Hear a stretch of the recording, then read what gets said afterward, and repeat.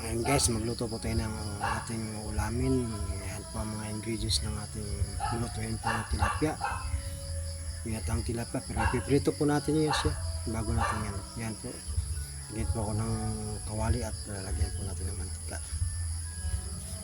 Yung tilapia po lalagyan po natin ng harina para hindi po dumikit sa kawali. Ayan po. So umpisa natin ang prito. Yan po mga kaibigan. Yan po. Para hindi siya dumikit sa kawali. Pag di mo kasi nilagyan, dumidikit po, may walay po yung laman sa may iwan sa kawali po. Ayan. Medyo tusta-tustahan lang natin ng konti yung tilapia bago natin lagyan ng gata. Ayan. Tapos ayan, piprito. Diba? Kita nyo hindi po siya dumidikit sa kawali. Po magluto ng tilapia, piniritong tilapia with gata. Siya po. Kung sana magustuhan nyo aking video, paki-like and share lang po. Maraming po salamat. Patuloy lang po ninyo panoorin hanggang sa dulo po ang tilapia po, ang tilapia kung paano ko pong niluto po siya. 4 na piraso po kasi yung lutuin kong tilapia.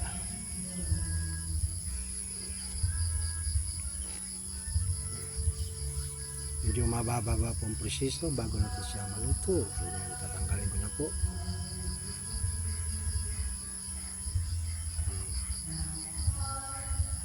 At magigisa po tayo ng sibuyas, bawang, luya at kamatis po.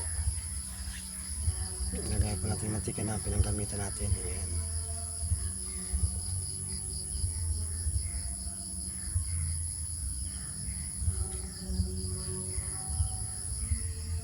Ilalagay na natin yung mga panggisa. Sinasama ko na po yung huli ko lang po yung kamatis. Imikos-mikos lang po natin yung saglit. Ayan.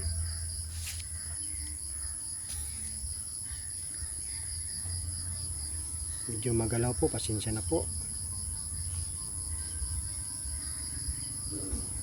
Yun na. Lagay natin yung kamatis.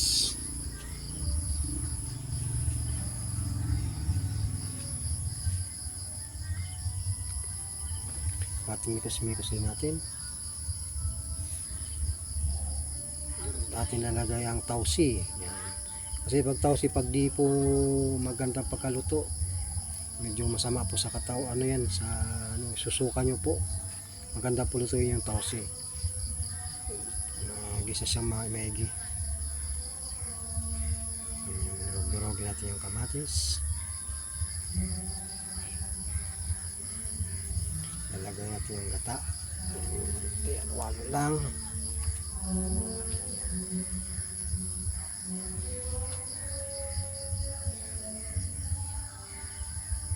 Tapos yung sunod natin yung tanglad. Tapos yung tilapia na po yung susunod natin nalagay.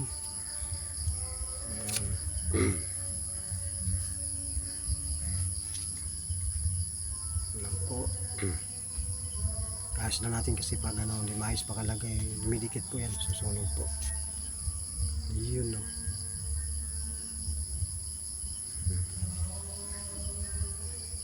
Piniritong tilapia with gata.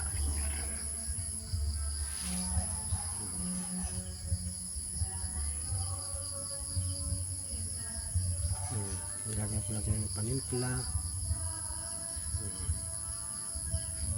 Takpan muna natin at ipakuloy natin ng konti. Nilagyan natin ng konting suka. Para pag may matira, hindi siya mapapanis.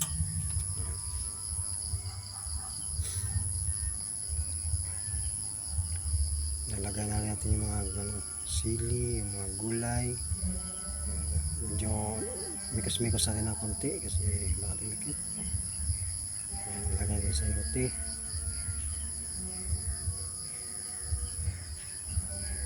Yan, sayote at talong po yan. Takpan na natin. At may isang gata pa yan, pampaboy niyang gata. Yung pinakalas po. May na lang po yung little bit lang po yung apoy niya para hindi masunog po.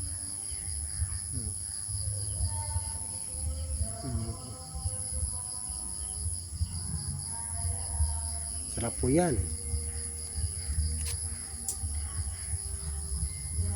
Pinokay-okay natin at ating kasi baka dumikit sa ilalim po yung sunog kasi may tausi.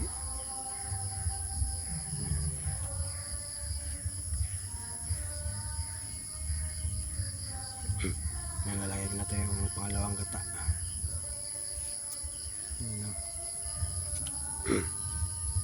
Yan, kapag yung ganun yan at sal. Ano na siya? Lagyan natin yung paminta. Hindi ko na ganun tinimpla kasi maano yung tausi, mataat po yun. Kaya konti lang po yung tinimpla ko. Yun, may pahabol pang sili. Oh. Sabay tikim. Oh. Yun. Oh. Ayan po. Aking ginataang tilapia.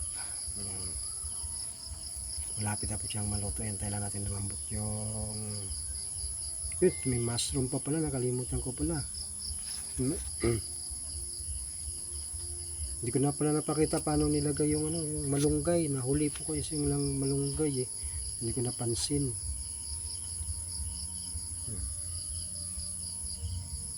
Ayun, sarap po yan. Diba? Ano lang pa ako magluto pa ng ating ulam.